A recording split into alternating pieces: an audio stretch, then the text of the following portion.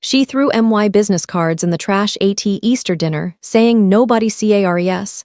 Her family laughed. Her dad picked one out. His wine glass sponsored, shattered. This itle. Is this real? That's when their world started crumbling. I didn't just take their contracts. I took everything. My name is Blake Richmond. I'm 42 years old, and for the last 12 years I've been married to Stephanie Blackwell, now Stephanie Richmond. Her family owns Blackwell Construction Group, a network of contracting companies operating across the Mid-Atlantic for 3 generations. They built their empire on handshakes, country club connections, and the kind of old money confidence that mistakes inheritance for achievement.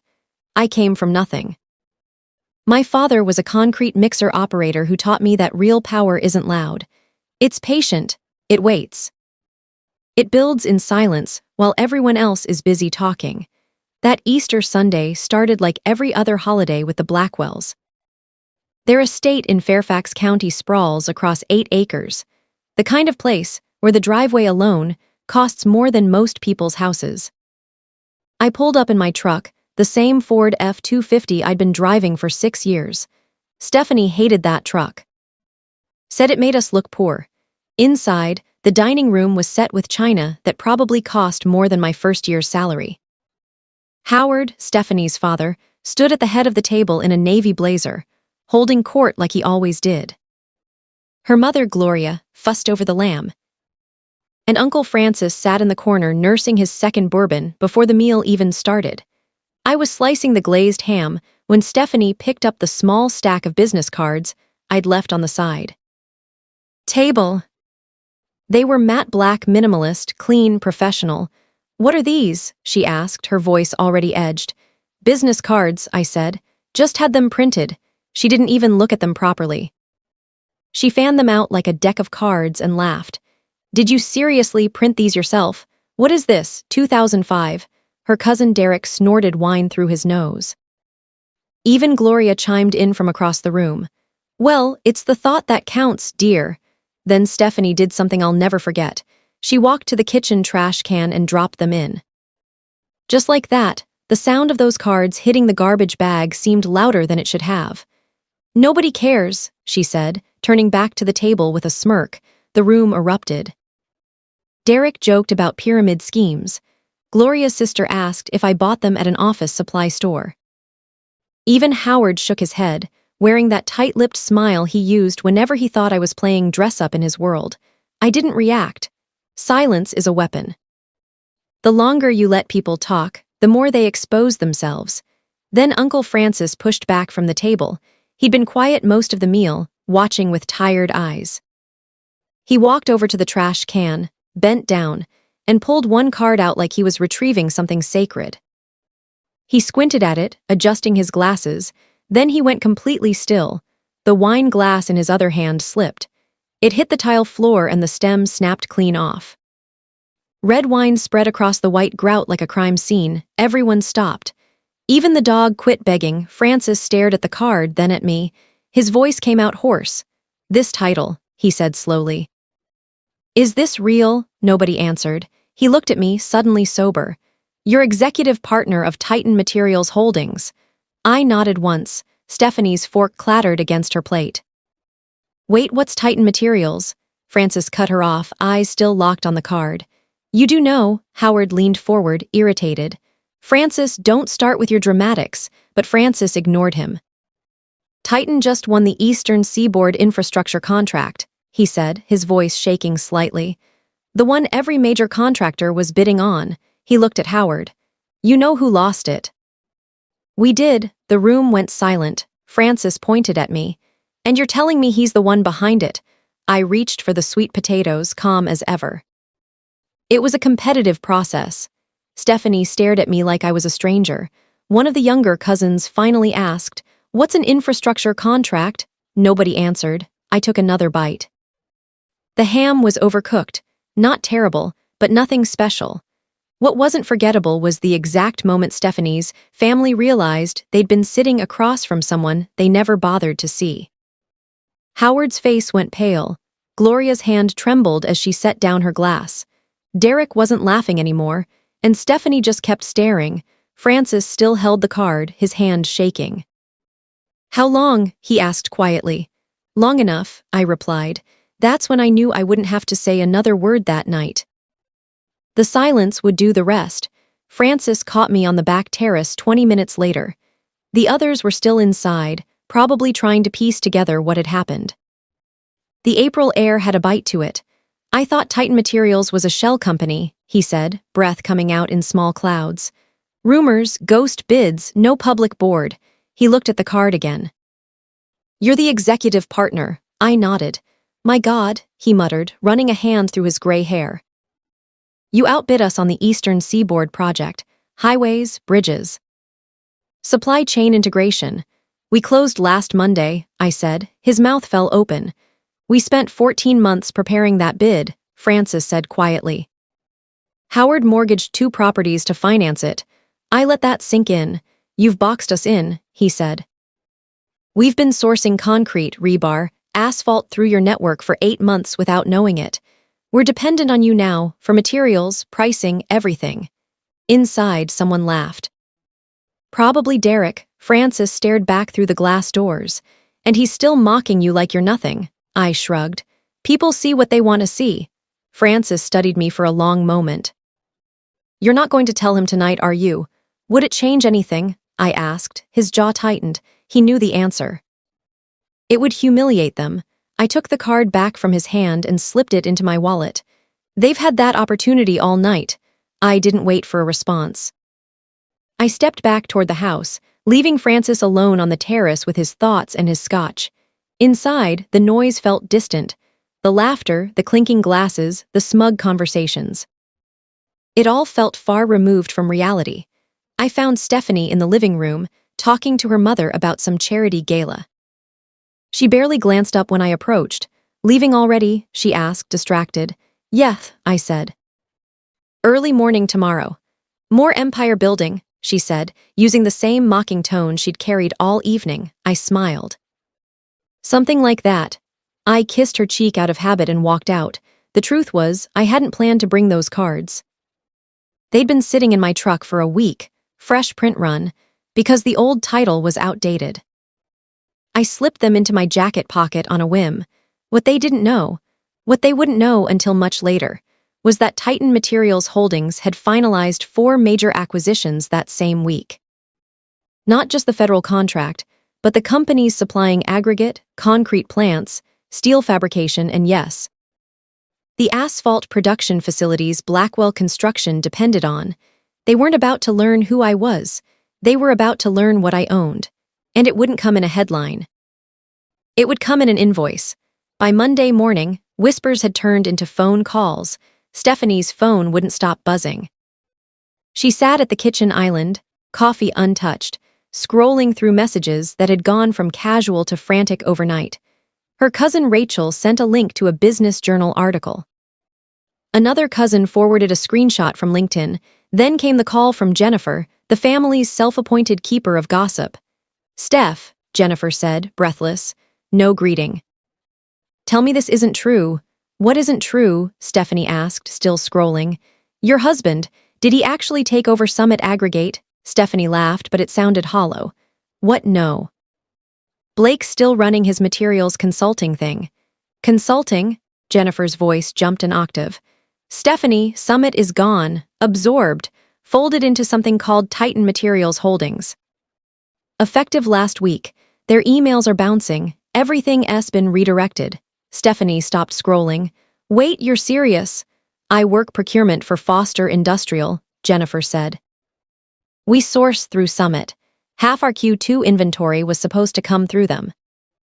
Now all our contacts redirect to Titan domains." A pause. "Did you know about this?" Stephanie stared at her reflection in the microwave door.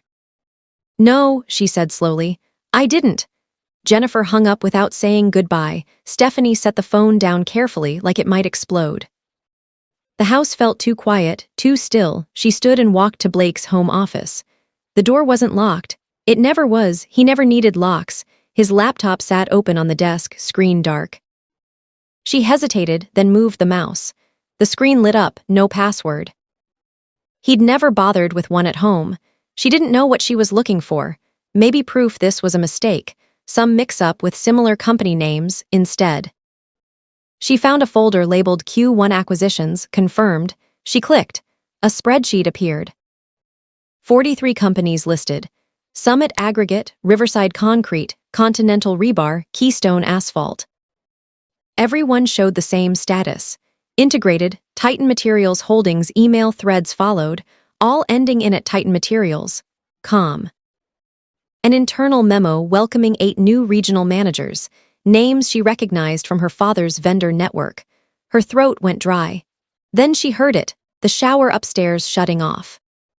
She slammed the laptop closed and backed out of the office like she'd walked into the wrong room. Blake came downstairs 5 minutes later, towel around his shoulders, hair still damp.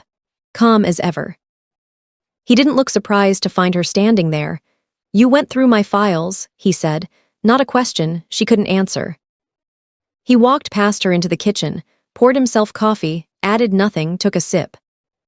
Then, without anger or triumph, he looked at her and said, "Next time you throw something away, check what's printed on it first." Stephanie opened her mouth, then closed it. There was nothing to say that wouldn't make things worse, because in that moment it hit her. This wasn't one lucky deal. This wasn't Blake stumbling into success. This was a network. A web, and not the kind her family played golf with. This was infrastructure. Real power. She'd thought he was tinkering in the garage while the adults talked business. She'd been wrong. The man she mocked for printing his own business cards had folded half her family's supply chain into a company she couldn't even pronounce 2 days earlier. She remembered Easter dinner, Francis asking if the title was real. The room going cold. She'd laughed.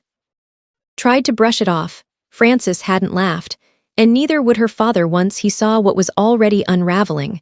Because this wasn't about pride anymore. This was about control, and she had just realized how little of it they had left. It was nearly midnight when she heard her father's voice echo through the hallway downstairs. Stephanie came downstairs for water, but froze at the bottom step. When she heard her father's voice, it wasn't his usual command. It was tight, strained. She moved quietly toward the kitchen. Howard stood at the island, phone pressed to his ear, rubbing his temple. "No," he said sharply. Francis confirmed it. "The bid's gone." They locked the entire Eastern Seaboard contract under an umbrella company, Titan Materials Holdings. No public filings, no press. Quiet as hell. Stephanie's stomach dropped. "Dad," she said. He turned, startled, stress written across his face. "What are you doing up?" "You said Titan Materials," she whispered. "That's the name on Blake's business card." Howard stared at her, then understanding hit. "Your husband is tied to Titan?" She didn't answer. She didn't need to. Howard laughed bitterly. "Jesus. That explains Francis." "They beat you?" she asked. "Beat us," he snapped. "They boxed us in. Materials, logistics, manufacturing, everything." Francis says we're dependent on at least 6 suppliers they now control. For the first time in her life, Stephanie saw fear in her father. She sat at the island, hands cold on the granite. "He never told me. I thought he was just consulting." Howard shook his head. "That was a front. Did you ever really ask?" She hesitated. "I checked his laptop. Summit, Riverside, Keystone. Dozens more," Howard exhaled. "Then he's not involved. He's running it." The weight of Easter dinner hit her, the laughter, the cards in the trash. "Tell anyone yet?" Howard said. "We need to know how deep this goes." She already knew. Titan wasn't luck. It was leverage, built quietly by the man she'd dismissed for years. The call came Thursday afternoon. "Blake," my assistant said. "Henry Cordell is on the line." I took it. "I heard you finally made your move," Henry said. Howard's erased former partner. "I wanted you to know," he continued. "It's satisfying to watch them fall." Henry told me what he'd never been able to prove, how Howard forced him out in 1988. Then he told me something worse, a paternity test from 1989. Gloria ordered it. Howard was Francis's biological father. Henry was. I'd found the records months earlier and waited. "Does Francis know?" I asked. "No," Henry said. "Gloria buried it." "I wasn't going to destroy a child's life." He paused. But now, maybe the truth belongs to him. I made a copy of the file and sealed it in an envelope addressed to Francis. Not yet. Soon, the SEC notice hit Friday morning. Quiet. No headlines, investigation, tax irregularities, fraud. I'd spent 3 years documenting every illegal deal Howard ever made. I didn't destroy his business. I handed the truth to people who would. Francis called me. You didn't just take the contracts, he said. You're taking everything. I submitted evidence, I replied. What happens next isn't up to me. Howard could go to prison. Then he should have followed the law. Silence. I thought you were strategic, Francis said. I didn't know you were ruthless. Not ruthless, I said. I'm thorough. For Stephanie, this looks like revenge. This is justice, I corrected. There's a difference there too. Francis hung up. I set the phone down and looked out over the Richmond skyline. Titan Materials now occupied 3 floors of the building. 68 employees, 14 subsidiaries, revenue projections that would place us among the top 10 suppliers in the region by year's end. Howard Blackwell was about to lose everything he'd spent 40 years building, not because I was cruel, but because he never understood one thing. Real power doesn't announce itself. It waits. Then it moves with precision. Every time Howard dismissed me, laughed at my ambitions, or treated me like I was playing dress-up in his world, he taught me exactly what not to be. He underestimated the quiet man in the corner taking notes. The SEC investigation would take time, but the damage was already done. Credit lines would freeze, partners would disappear. Blackwell Construction might survive, but it would never recover. The envelope arrived Tuesday afternoon. Divorce papers. Stephanie stared at them, stunned. You're divorcing me? Yes, I said calmly. Not because of your family, because of you. She called it a mistake. I called it a pattern, years of disrespect, ridicule, and dismissal. I didn't want apologies or counseling. I wanted a partner. She had never been that. The terms were fair. No alimony, split assets. She kept the house. I kept the business she never believed in. I kept the dog. I loved you, she whispered. You loved the idea of me, I said, not who I actually was. I left that night. Max rode beside me as I drove to the downtown loft I'd bought months earlier. The divorce wasn't a reaction. It was the final move in a plan years in the making. You don't dismantle an empire overnight. You do it quietly, piece by piece. On Friday, I sent one last letter, certified mail, to Francis Blackwell. Inside were the paternity test, medical records, and a note telling him the truth. Howard was not his biological father. Henry Cordell was. The call came 3 days later from Howard. You destroyed my business, my family, he said, shaking. I didn't, I replied. The truth did. For the first time, he sounded broken. Why? Because you taught me how power really works, I said. And you showed me what losing looks like. He hung up. I stood by the window, finally free, from a marriage that never valued me, from a family that never saw me. From the need to prove anything. The headline broke the following Thursday in the Washington Post, From Invisible to Infrastructure. How Titan Materials quietly reshaped the mid-Atlantic. Below it was a photo, not of me, just my matte black business card, the same one Stephanie had thrown in the trash. Whoever built Titan Materials didn't want attention. They wanted infrastructure. While others networked at country clubs, they were buying the roads those clubs sat on. My phone started buzzing before I finished my coffee. Messages poured in, friends of Stephanie's, people I hadn't heard from in years.